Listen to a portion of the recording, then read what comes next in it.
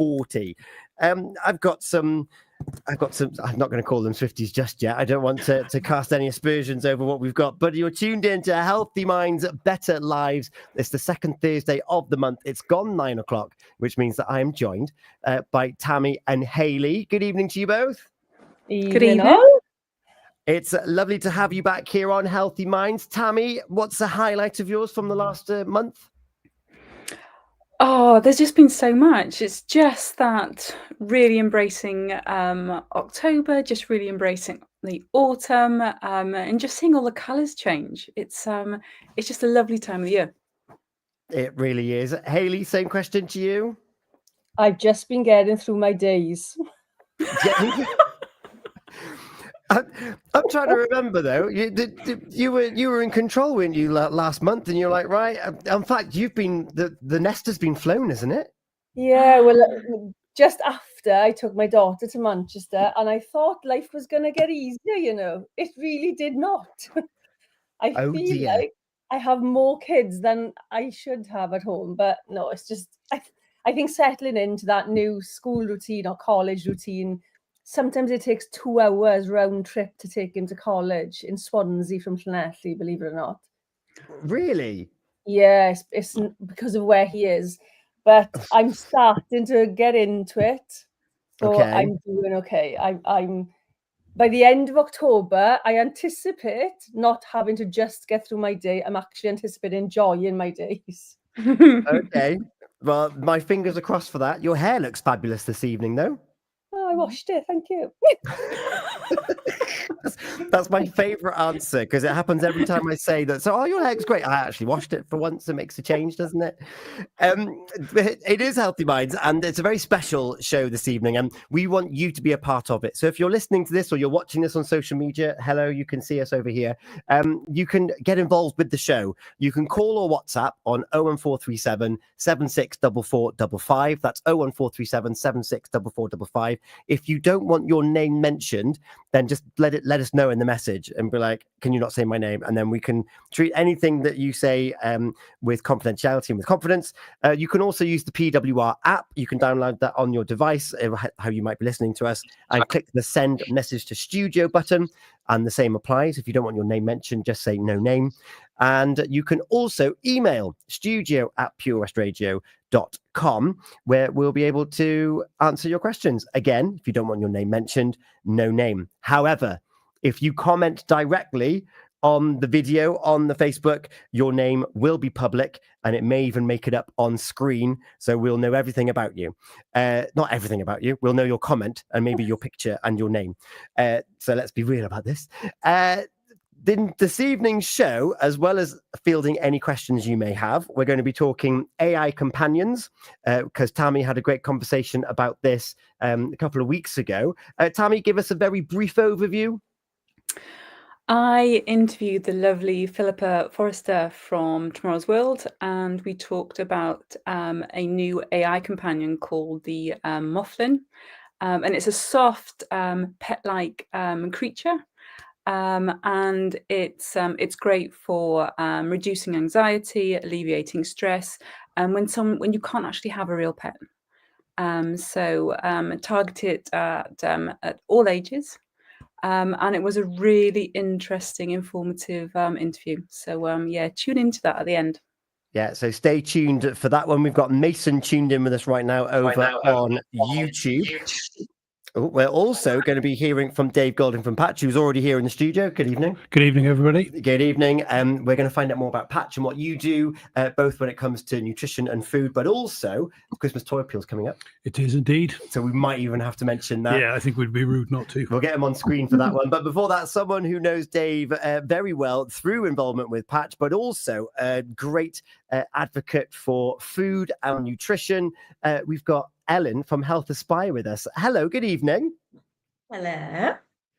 Thank you so much for joining us here on Healthy Minds, Better Lives. Well, first of all, I need to say how fabulous the pictures looked from the Narberth Food Festival. Ah, thank you. What were you cooking up over there? Because we share a mutual friend in Jane. Big shout out to Jane. She's wonderful. Yes. But you're the family involved as well. What were you cooking up there? So I was asked to go and do a gluten-free demo.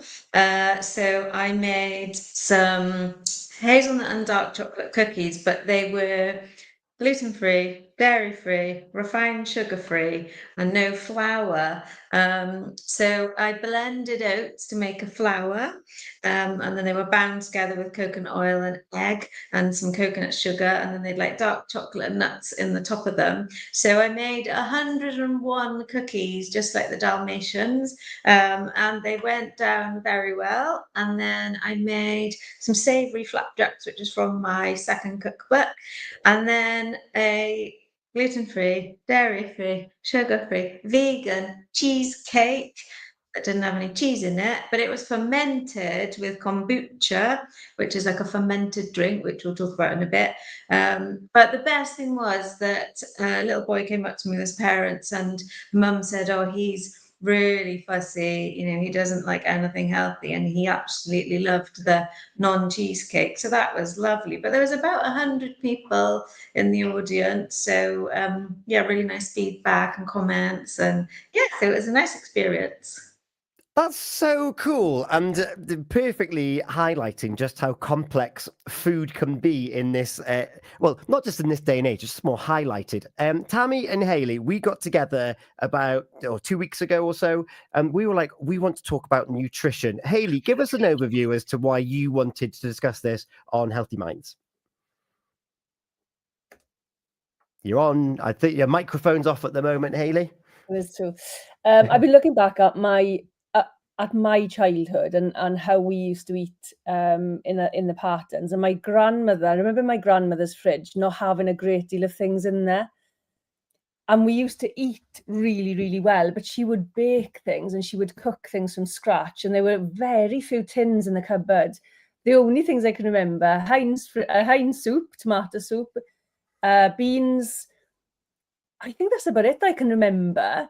But in the fridge, it was so little food, but you had like flour and all those things that she would use to make food. And I just wondered about talking about nutrition throughout the seasons. So we started talking about that and thinking of that just how many people actually would recognize or realize that there is seasonal eating now that, always has been, but isn't now.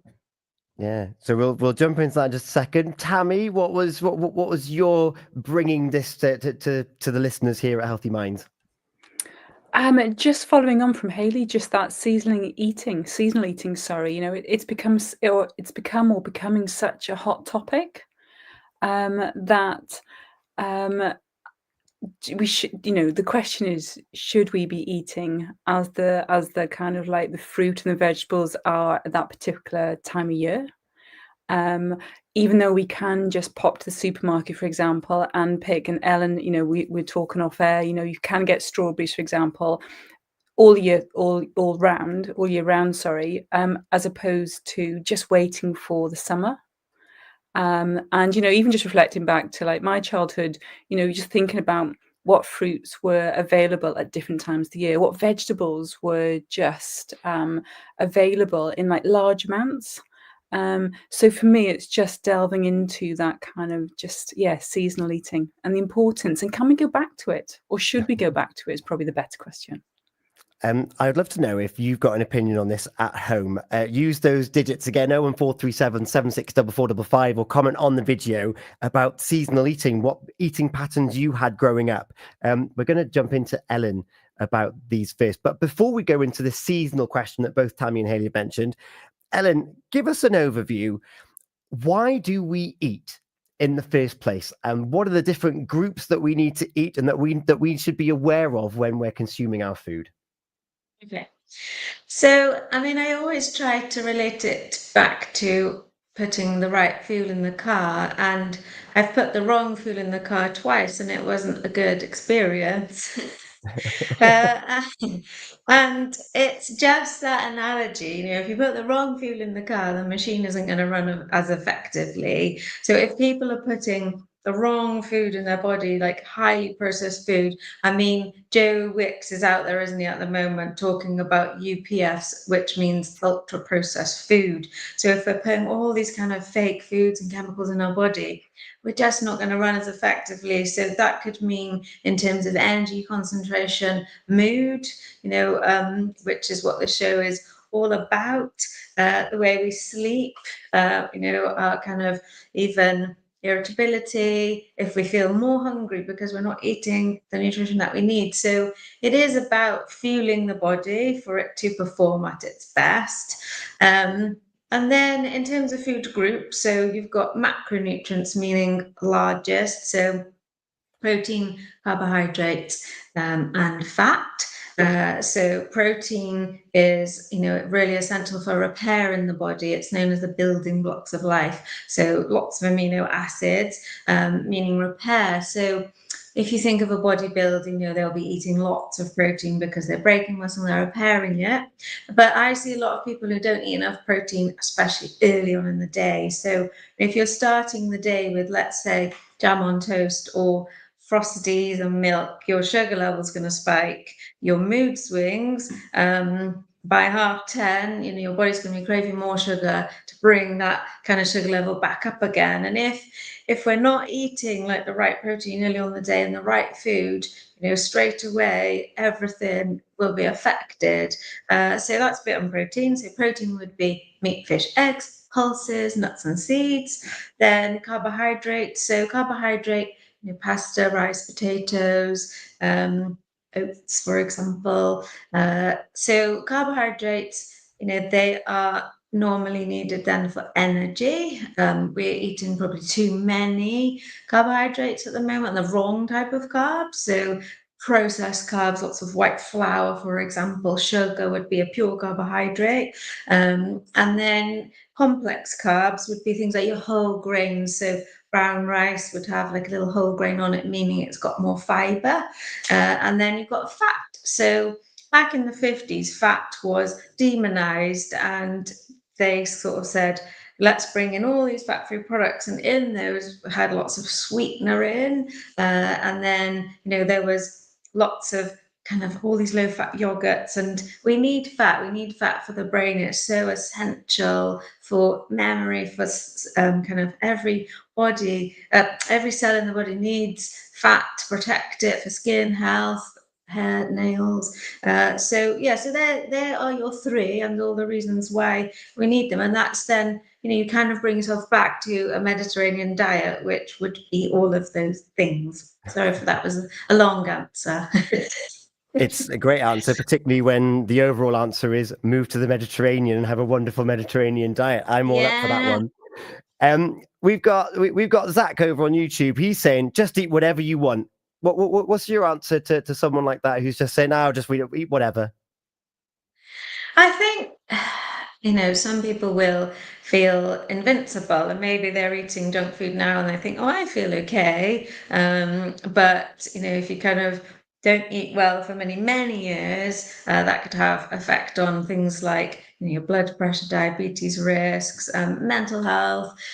So I think, when I've been in schools, I had a mum actually say to me, why don't you, because I was making like a banana flapjack, so it was just like a healthy alternative that could have been used as a breakfast. And she said, why can't you just let them have sugar? And I said, well, like it would have been a treat when I was young. We would have gone to Woolworths on Castle Square in Haverfordwest, and on a Saturday, and had 10 little things, and that would have been the treat. But sadly now the treat is all day, every day. We're just consuming far too much sugar. So you can kind of make such lovely, healthy food. I think people say, healthy food doesn't taste nice, but I think once you kind of get into cooking and you realize that actually it tastes so much better, doesn't it, and you feel so much better. So we'll just hopefully get Zach to maybe inspire him to get cooking and see what he can create, and turn him into a bit of a cook. Love that. Tammy, some of your summary thoughts. I just think, just embracing that kind of like healthy eating, it is better for your health. Not only is your food more, full of nutrients when it's fresher, when you're eating, and I'll come back to that kind of like seasonal impact. It just means it's going to be good for your digestion as well. And it's just that knock-on effect. So you feel better, you think better, you're functioning better. And not only is it going to impact you, it's going to impact other people as well. So yeah, it's really interesting to listen to you, Ellen. It really is. Yeah. Thank you. Hayley, your microphone. I'm trying to be really good and turn it on and off. And just listening to you about the taste of food, fresh food. Now we have chickens and the eggs are outstanding. You cannot beat fresh eggs. But we also buy our meat direct from farms, and that's a huge difference in terms of taste, texture, the whole thing. People assume that it's more expensive to eat healthier. Is that true?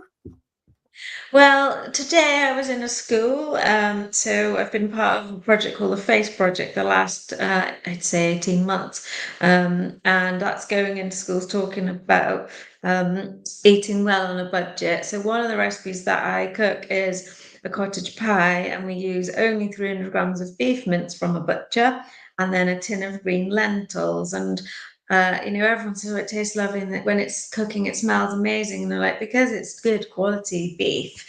So I think, people need to kind of get back to making friends with their butcher, because it isn't that much more expensive. The packaging is so much better, less plastic. But a tin of lentils 50p, so you can have better quality and then pad it out with things like cooked green lentils, and then we put a root veg mash on the top with like 4 different vegetables. So I think it's kind of going back to how it was, wasn't it? Where you went to a butcher and a greengrocer, and that's where you really learn. So on Tuesday I was in a different school, and I was holding up all the different vegetables, and they knew what a parsnip was, but not every school, I go into, I'll hold up a parsnip and I'll say it's a white carrot. And obviously by the end of the session, they know and they've tasted it. And that is just so important, isn't it? Just getting children cooking from scratch and teaching them and tasting. Yeah. Sorry, Tom. I have a beige eater, so I have 3 that eat pretty well. They'll eat more or less anything. But I have a beige eater, and I know there are lots of children out there who are beige eaters. And I came across, I don't know where, but I came across something this week regarding that beige foods are intentionally made to be more tasty than other foods. Have you heard that at all? Is that something that you've come across yourself? No, not that it tastes better, but anything with sugar and fat is going to taste better. I think, when going back to when we were growing up, we would have had our dinner, and then there would have been like bread on the table, when it would have been a filler. But now it's just, that's kind of been used almost too much. But I had a little girl on Tuesday who, she was very much that and only ate yogurt and like dry food. And then we sent around the cottage pie as the taster, and she ate the whole bowl of it. And her mum was like, wow, this is amazing. And she was, she's under dietitian GP. And then I gave some leftovers in a little pub, and I said, oh, do you want to take it home to try and take the lid off to have some more? And which was fab. And I think sometimes it is just getting children to be part of it, like peeling and chopping and stirring, and then they're just more likely to try things. I know it can be really hard, and it's food phobia for some children, but I think we're all so busy, aren't we? And then we're just kind of coming home and cooking everything at speed and not involving the family. So that's a big passion of mine, is kind of getting people back in the kitchen, really cooking. I know. Do you know what really? Oh, sorry, Tom. No, you go, Tam. Oh no, that just makes me kind of like just think back to like with my grandmother, and just helping her just bake, or just just being really small, but just that interaction. Yeah. it was just that, it's not so much the day, it wasn't just so much the destination, but it was more just that kind of journey, just sharing that time, whilst learning new skills indirectly. So that's a lovely Which are memory. life So skills, isn't it? It's yes, life absolutely. Yeah, you never forget. No, and it's given the opportunity, having the time. Yeah. Making time. And again, you've touched on it, how we do have these busy lives, and it is very much just we get in and we kind of like just focus on like the next thing, as opposed to actually stopping and having that time. So it's a lovely reminder. Thank you. We are going to move on to seasonality, but you mentioned Joe Wicks earlier. I love going in the kitchen. I'm not very creative in the kitchen, but I can follow a recipe really, really well.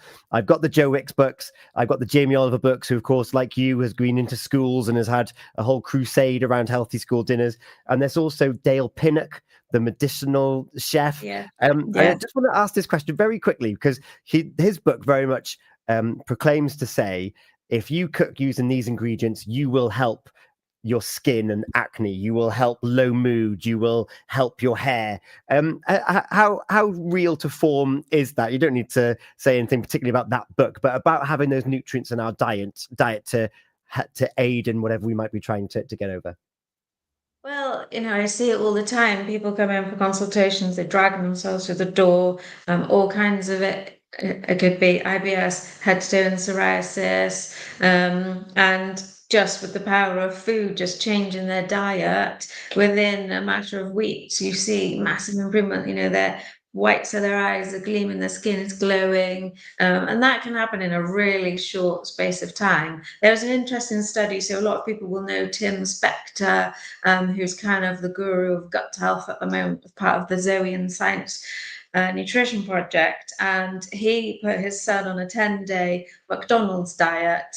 So they tested his gut diversity through stool test. They did the McDonald's diet, and they said in 10 days, the diversity of the gut bacteria dropped by 40%, which is just amazing. And then he kind of stopped, went back to real eating, and quite quickly. So, with gut health, we've got this microbiome living inside of us, and it sounds a bit unusual when you first say that, but they are like the soldiers inside you, and they are your army. So if your gut bacteria isn't as it should be because your diet is heavily processed, lots of things can affect gut health. It could be painkillers, medication, alcohol, smoking, stress, and some of these are through no fault of people. It's just that this list kind of builds up and a gut bacteria drops, and this kind of first line of defense isn't as strong. So they say at least 70% of the immune system's housed in the gut. So, if you can really work on that, and that simply is, reducing some of those things I spoke about, but the processed foods, the sugar, and having a more varied diet, then this army of soldiers is in a much stronger position. So when bacteria comes along or a cold, you're just going to feel better. You're going to be more energetic and look healthier. So it is amazing. Like, I love that. I love it when people come in and it's their kind of 30-day review, and the difference is just amazing. That's so cool. And that's because of that fuel that we're putting into our body and just tailoring it to your needs and what works for you. If you've got a question for Ellen, we've got it for like another couple of minutes or so. So get them in very quickly. You mentioned the kombucha that you said. I'm going to talk about that a little bit later on. We're talking seasonality of food. And in fact, Hayley has found an amazing link, which I'm going to put in the comments whilst you're talking, Ellen. But seasonality of food and why that's important. Okay, seasonal food before would have meant that we would have had more variety in our diet. So in the summer, we would have eaten very much salads, berries, strawberries would have only been available at that time of year. And then as we move into winter months, much more nourishing root vegetables. That's where your soups come into play. So with fermentation, so kombucha is the form of fermentation, that would have just been a way to kind of preserve our food. So, we'd have had abundance of vegetables. They wanted to preserve it, so they kind of fermented it, and it meant then that they had vegetable kind of all year long. So seasonal eating is important just because it kind of forces you to understand what's going on in nature, and helps that process. It also means that you're eating it at the time when it's at its best, rather than like force grown or flown in from other parts of the world. But obviously now you can walk into the supermarket and you can get your hands on absolutely anything. But I'd really encourage people, in Pembrokeshire, we're really lucky that we've got some great vegetable box schemes. So by ordering a vegetable box, it's like kind of a Russian roulette. You don't know what's going to come, and then it forces you to think, oh, I've got this random thing. What am I going to make with it? So there's C&M Organics locally. They do box deliveries. There's a lovely one called Glebe Farm in Tenby. They're just about starting now with the veg box. But yeah, when I spoke about kombucha, so there's 4 Ks, see if you can remember these at the end. So kombucha is a fermented green tea. Kimchi is a Korean, like a sauerkraut really, so that's fermented. So when we say fermented, it means it's teeming with good bacteria, kind of like when you have live yogurt, lots of good bacteria, and our soldiers, our army, they're going to love that. Kefir, so if kefir is your fermented milky drink, you're seeing that in supermarkets at the moment, and then kraut, sauerkraut. So they're the 4. And if you can get these foods into your diet daily, even a spoonful, that's just going to kind of top up on your good bacteria. Love that. I'm intrigued. I'm going to put them both on the spot now.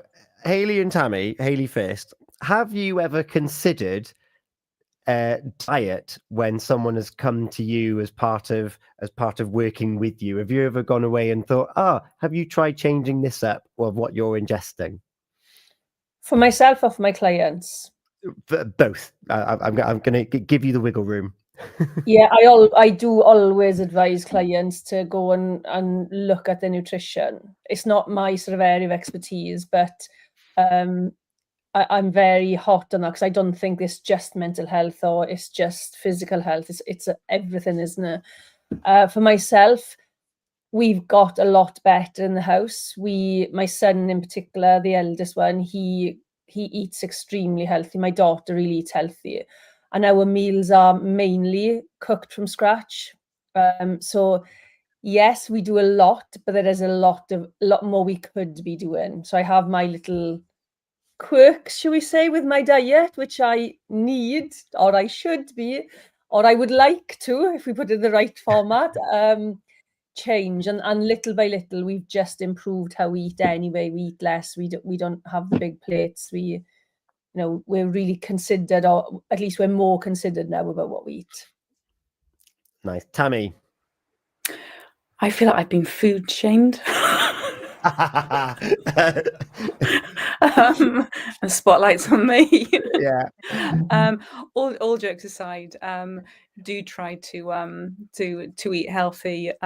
Do fall into that habit of sometimes it is easier for yellow food, beige food, because it's that quick fix. And again, using the excuse of just being busy, whether it's in work, whether it's with family.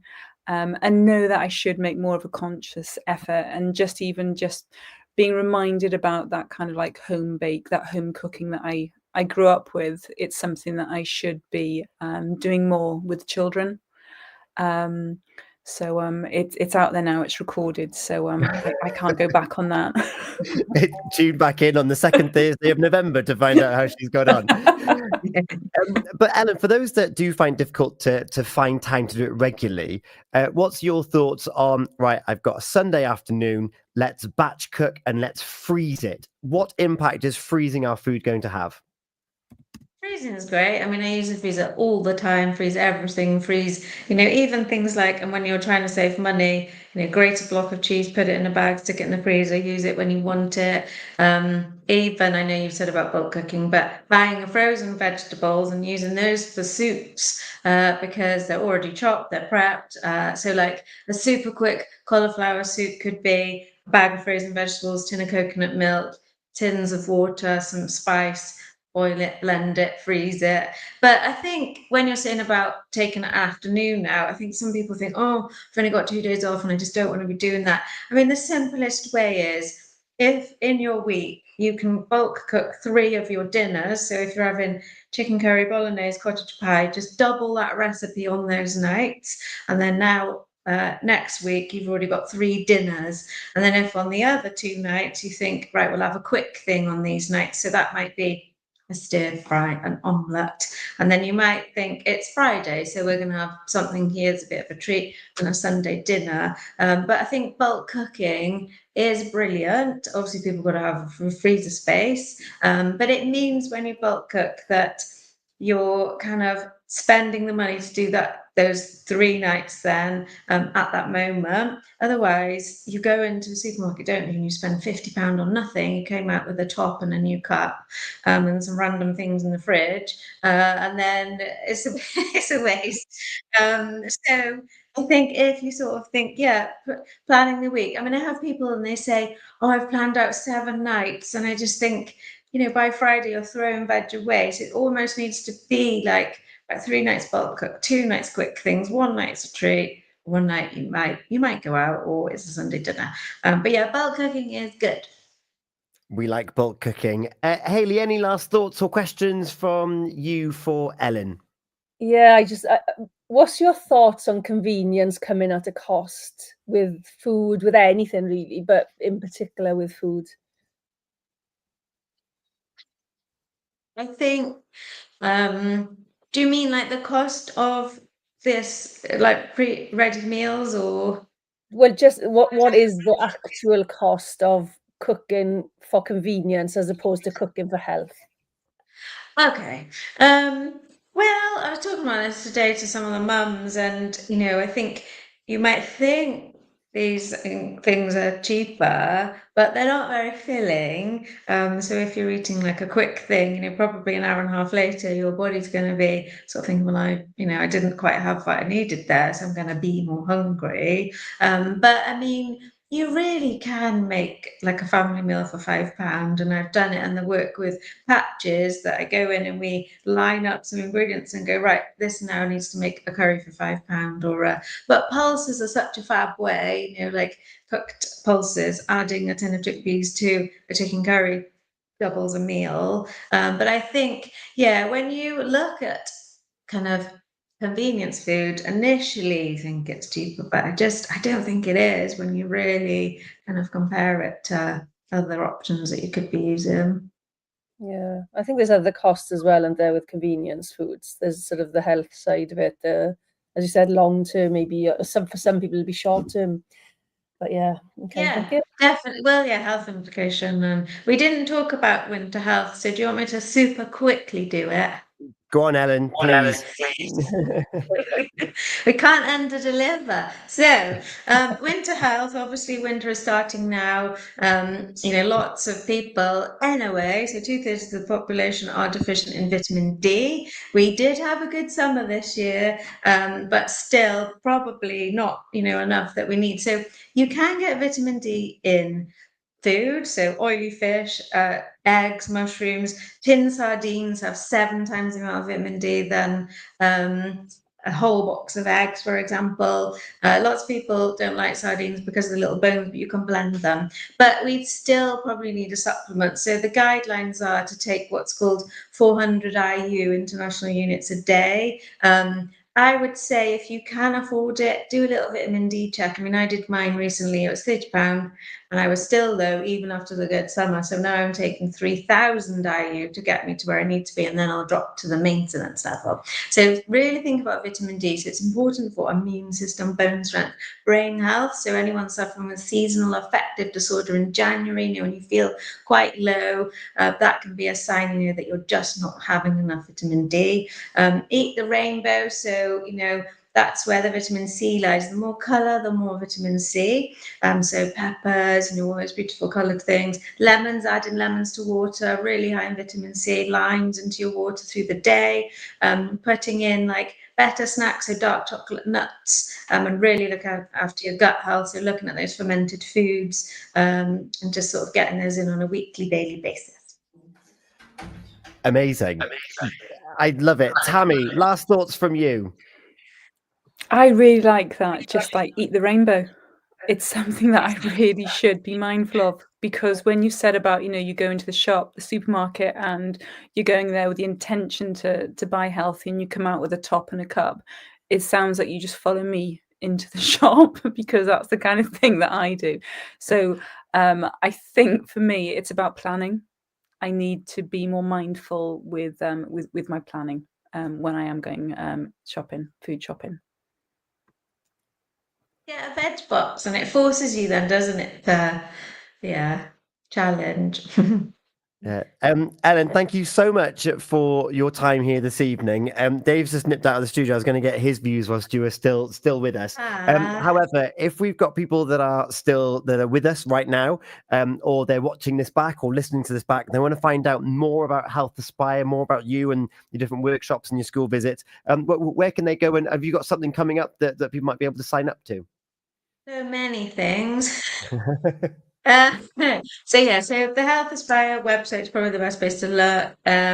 So in order, on the 25th of October, 24th actually, Friday the 24th, Pembrokeshire College, I'm running a women's wellness evening with a guest speaker who's a local GP that I do some events with.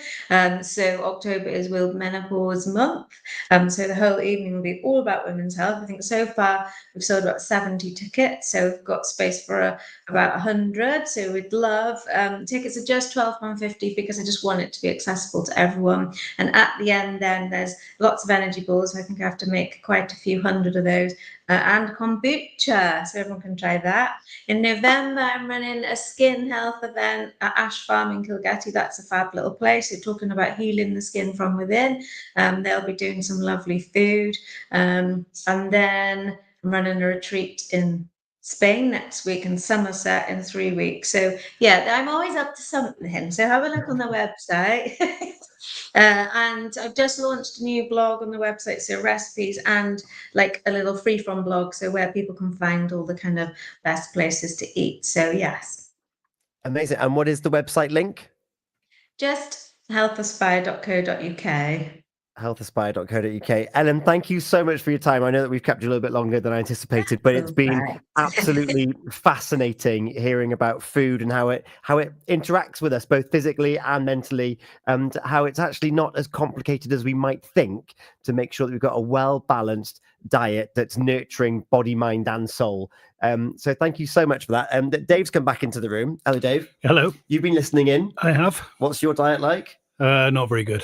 I have worked with Ellen before on my diet, and it worked really well for me. And then I went on holiday for 5 weeks to Spain and France. Oh. And then it just slipped back, and I think, like Tammy said, I think she's shamed me now, and I need to get back on it. It's all positive. Dave, we're going to chat to you next about, so some people, they might not, like Ellen's talked about those veg boxes.